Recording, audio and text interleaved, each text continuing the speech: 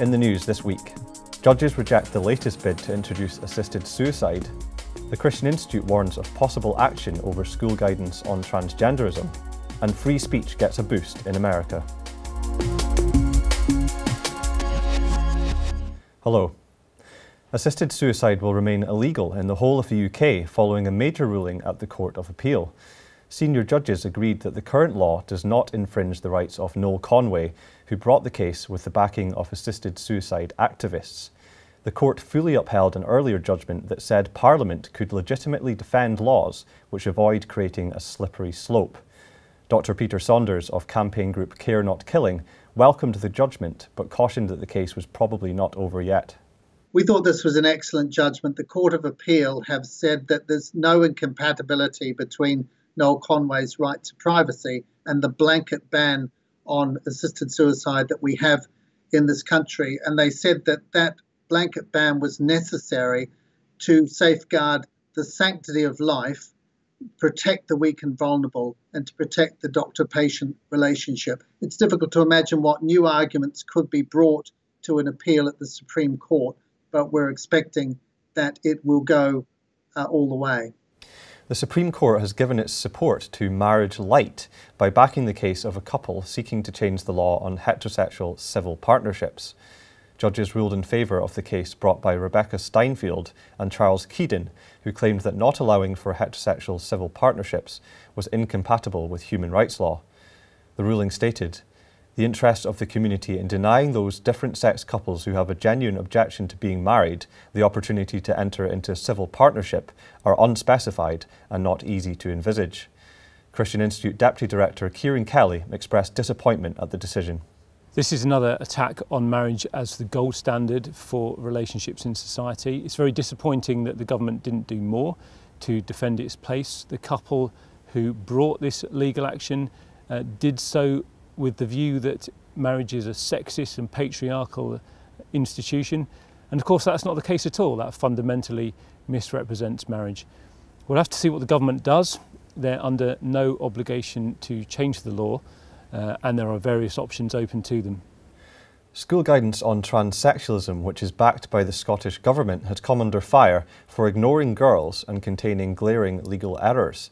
Lawyers representing the Christian Institute have expressed significant concerns about the guidance and warned of possible legal action.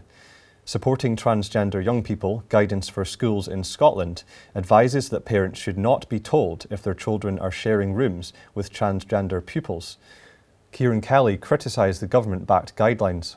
The guidance makes it very clear that parents should be kept in the dark about life-changing issues that affect their children, and there's no age restrictions in what's being talked about in this guidance. So we're talking about children as young as 4.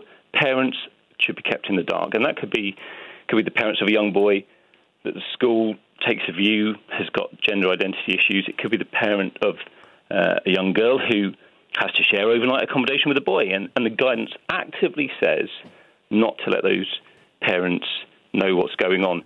The guidance has also been challenged by a mother of 2 who says schoolgirls have been left behind in the rush to promote transsexual rights. They should at least have looked at the possible fallout from putting a male-bodied person in changing rooms that are being used by 14, 15 and 16-year-old girls. Meanwhile, at Westminster, the government stated that men who say they are women will not automatically have the right to enter female-only spaces.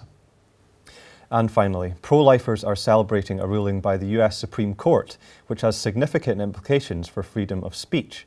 Supreme Court judges ruled 5-4 against a law forcing pro-life pregnancy centres in California to advertise abortion. US Attorney General Jeff Sessions said the government was pleased with the decision, which protects Americans' freedom of speech. Religious liberty organisation Alliance Defending Freedom helped to challenge the law, and we spoke to ADF legal counsel Alyssa Graves about the case. The Supreme Court held that the First Amendment to the U.S. Constitution protects everyone to be free from government-compelled messages. These pregnancy centers provide information and resources to women experiencing crisis and unplanned pregnancies.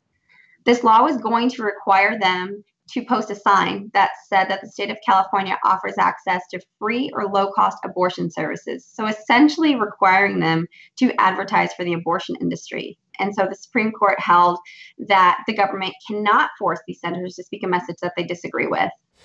The US Supreme Court has also given a significant legal boost to Christian florist Baronelle Stutzman, who declined to arrange flowers for a same-sex wedding in 2013.